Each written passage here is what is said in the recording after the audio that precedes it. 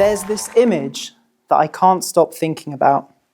It was taken in December 2025, and it shows a man crouched, head bowed, sitting in the middle of the street in Tehran. This is that image. He's unfazed despite the looming threat, and approaching him are a dozen regime officials on motorbikes. Now, this photo tells you more about the Iranian people than 1,000 headlines ever could. And the reason for that is simple. Because we sometimes talk about Iran as a problem that needs to be solved. A nuclear problem, a geopolitical quagmire, a fundamentalist regime that just has to be extinguished. But Iran itself is not the problem. It is a people. The regime governing and brutalizing the Iranian people is the problem. And that's what brings me here today. This evening, I want to talk about a question that doesn't get explored enough. It's a question that looks at what does a free Iran look like? Away from the headlines, away from the government, away from the religious fanatics, but focusing on the people itself. What could a free Iran look like? And it's a question that I've spent the past 10 years or so trying to answer. Trying to answer by looking back at my own Persian heritage, speaking to Iranians inside Iran, and across the diaspora, where there are millions and millions of Iranians, all of which culminated in the book I recently wrote, Unveiled, Inside Iran's Woman, Life, Freedom Revolt. Now, if I ask anyone outside of Iran, what comes to mind when you hear the word Iran? You're likely going to hear a number of quite predictable responses, which include probably supreme leader, Ayatollah, nuclear missiles, nuclear weapons, ballistic missiles, sanctions, or perhaps more recently, the Strait of Hormuz. But there is so much more than that. What I'm focusing on is the fantastic people inside Iran, away from the regime. One of the greatest misperceptions when it comes to Iran is that the regime and the people of Iran are the same, that the 93 million people inside Iran are the same as the 47-year-old regime that has brutalized the people of Iran for so long. And one of the even bigger misperceptions is that the greatest pressure that Iran is facing is from the outside, from the United States, from Israel. The reality is the greatest pressure that the Islamic Republic is facing is from within. And that pressure really reached a breaking point in September of 2022. It started with a young Iranian Kurdish woman named Mahsa Jina Amini. On September the 13th, 2022, Mahsa was visiting Tehran with relatives. She was just weeks away from starting a microbiology program at university, on her way to realizing her dream of becoming a doctor. She came from a predominantly Kurdish city called Saqqez, but on that particular day, she was visiting Tehran. And as she left the metro station of Tehran, she was stopped by the country's morality police, the notorious agency designed and introduced in order to uphold the country's very strict mandatory dress codes. She was arrested, accused of not wearing her head covering she was wearing it too loosely. She was taken to a local police station and she was beaten to a pulp. 3 days later, on September the 16th, 2022, she was declared brain dead. And her killing created a nationwide uproar, an international outrage. It brought about this revolution, this uprising that we've all come to know as the Woman, Life, Freedom movement. And it wasn't just a movement with empty slogans. It had one particular slogan that packed a whole load of meaning, which is very relevant to tonight's talk.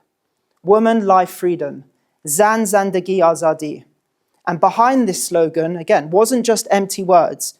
It encompassed an entire vision for what a free Iran could actually look like, where there are extraordinarily brave people who are able to unlock a freedom that they were never experiencing before. Brave people like Rahaleh Amiri, a trained psychologist from the city of Kerman. I had the honor of meeting her and welcoming her to the United Nations on International Women's Day this past March. She was unbelievably composed, extremely eloquent, but the thing you noticed almost immediately is her eye. On November 2022, she took part in one of those Women Life Freedom protest movements. She stood at the front of one of these uprisings, and like thousands of other women inside Iran, she was shot in the eye. She was left permanently blind. And instead of wearing that injury as something to be ashamed of, she's worn it as a badge of defiance.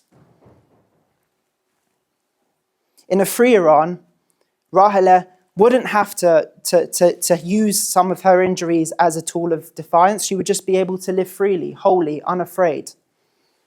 Or people like Saleh Mohammadi, 19 years old, a talented wrestler, someone who had aspirations for representing his country and eventually the Olympics. But his life was cut short. In Iran, his strength and his talent was not what mattered. His defiance mattered. And for that, he was executed earlier this year. In a free Iran, Saleh would be lauded and celebrated for his athletic prowess. He would be standing in the limelight and not in the gallows. People like Shiva Amini, another extraordinarily brave lioness, very talented athlete. She was a futsal player, indoor football, and she got to represent her national team. She wore her kit proudly, but unfortunately, she had to flee her country because she was photographed one day playing the beautiful game with her hair uncovered. She was another extraordinary person I had the privilege of welcoming to the United Nations this past March. In a free Iran, Shiva would be able to play the beautiful game however she likes, with her hair covered or with her hair uncovered. And then there are individuals like Giselle Sharmad, a quite extraordinary individual. She was born 2 years after the Islamic Revolution of 1979. Her father, Jamshid Sharmad, or Jimmy, is an Iranian-German businessman and a software engineer. He's also a US green card holder. And in 2020, he was on a business trip flying through Dubai, where he was stopped and abducted by agents, part of the Islamic Republic, and smuggled back to Iran, where he was put on death row. Now, Giselle, who's a trained emergency room nurse, who's based in California, dropped everything, and she transformed her life in order to get her father back home. She traveled the world. She petitioned every single government accessible to her. She even spoke at the United Nations, all to free her father, Jimmy. At this point, Jimmy, who had been held on death row for about 3 or 4 years, had started to develop Parkinson's disease, yet had no access to his family or the outside world. And on Monday, October the 28th, 2024, Giselle received the phone call that anyone would dread, much less a child. She was informed that her father had been executed. And worse, the regime refused to return her father's body in his death. There was a whole struggle to return his body. Now, you might be wondering, what does a free Iran actually look like? Well, in my view, I would contend that a free Iran is a country where women are empowered and not controlled, where there's no compulsory dress code, no morality police, where women are able to thrive in the fields of art, government, business, economics, what have you. And I oftentimes think of individuals like Mariam Bani Hashemi. who in her 30s climbed the very difficult corporate ladder in Iran she became CEO. And it was one of the most unprecedented things to happen in such a place like Iran. However, within a few years, she had to leave her country because she faced relentless persecution and harassment by IRGC agents. In a free Iran, Maryam would be able to scale the heights of the corporate world uninterrupted, unimpeded, and regardless of her gender. In a free Iran, you would have journalists who are able to report on what's really happening in there without having to worry about their freedom or their lives. In a free Iran, you would have the millions and millions and millions of first generation and second generation Iranians who were forced to leave their country, return to Iran with the opportunity to make Iran great again. And there's no coincidence that today, some of the biggest Fortune 500, FTSE 100 companies and governments consists of talented individuals of Iranian heritage. You just have to look at the current CEO of Uber, co-founder of Tinder, co-founder of Dropbox. And you also look at government officials across Europe, from Belgium to Germany to Sweden. So many people who are talented Iranians, and that's one of the greatest tragedies of the past 47 years of the Islamic Republic, this enormous brain drain that has taken hold and has deprived the beautiful country of Iran of such great talent, when these people have ended up taking their talents elsewhere. If this vision of a future free Iran is so clear and so uncontroversial, one might wonder, why hasn't this happened yet? Why hasn't it come to fruition? What's the holdup? And the answer is quite simple. There is immense power and force that's trying to prevent this from happening. There is a system of repression in the Islamic Republic that will do whatever it takes to shut down dissent. There is currently an internet blackout, one that has exceeded 70 days, and the UN's Department of Human Rights has called it one of the longest and most severe shutdowns ever recorded globally. But I'm still hopeful. And we ask, what next? I want to end. I've spoken for a bit of time, and I recognize that I've been speaking about women's rights and about women cutting their hair in protest, and I'm neither a woman nor do I have any hair. But this is something that's very emotional to me, so I want to end on this note. Rather than me talking about what a future Iran could look like and how it could transform the Middle East and the world, and how in a free Iran you would have an Iran that is focused not on, doesn't have this maniacal obsession on exporting terrorism, on arming proxies, on funneling billions and billions of dollars into pumping up a dangerous and expensive foreign policy, but would instead be in reinvesting all of this incredible capital into its own people, into its own environment. Iran is an extraordinary country. It's a country that I haven't yet been able to go to, but a country that my grandparents and great-grandparents came from, and my friends and family friends come from, and they wish one day that they can go back to. So I'm hoping that we can all one day make aliyah to Iran, or at least visit Iran. And I'd like to close with the message of hope, not by me, but by two of the incredible Iranian women that I had the opportunity to speak to and that I gave a spotlight to in this talk, Giselle and Maryam. Good evening, London, and good evening to all the great people here at Ken Talks tonight.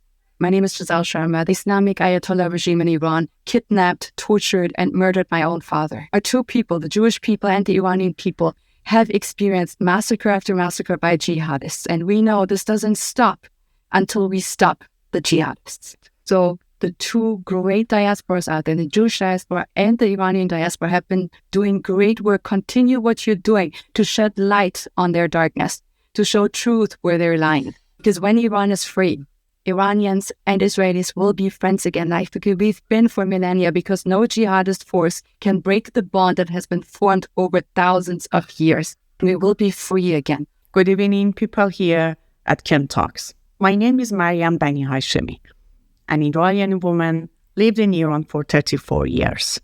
My whole life has been shaped by the struggle and fight for freedom under the Islamic Republic. For years, I dreamed of a free Iran where no girl would ever feel like a second-class citizen. But to be honest, it's not just about women. It's about 19 million Iranians held hostage by a regime who has stolen their prosperity, freedom, and future.